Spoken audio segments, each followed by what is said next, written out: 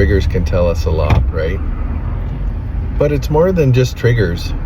Like any emotional response we have to something out there tells us something about ourselves. It tells us how receptive we are or resistant we are to certain catalysts that's showing up in our life. You know, I often frame what I'm talking about through the lens of catalysts. So things show up in front of you to offer you catalyst, which means it's offering you the opportunity to do some kind of work,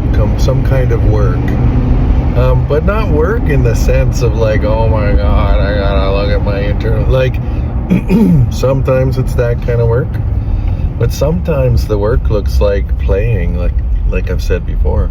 Or sometimes the work looks like identifying the things that we love in our life, you know, like when you're sitting outside and the sun just comes out from behind a cloud and just hits you and you're just like, oh, I just love that. Like that's catalyst, like that's telling you something about yourself. It's like, yes, I love this. I love doing this or whatever it is that's going on.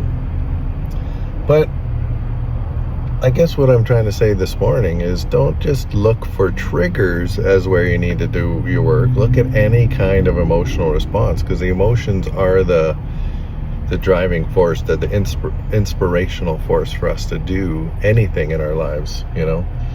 So even when, like, maybe you got a trigger about something, maybe it's the guy driving slow in the fast lane, but, you know, maybe it's just somewhere that you're feeling resistance.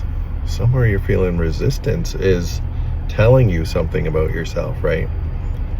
Like if somebody shares something with you and then you suddenly feel resistance to it, it's like, oh, they're showing me something about myself, you know, where we feel resistance, where we challenge what other people are saying, you know, where we feel any kind of emotional response.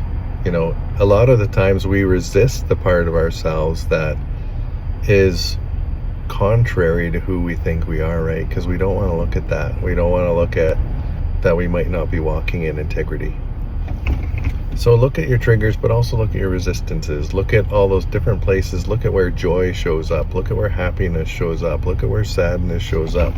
Look at where depression shows up. Look at where all these different emotional things show up, and those are no different than like a trigger.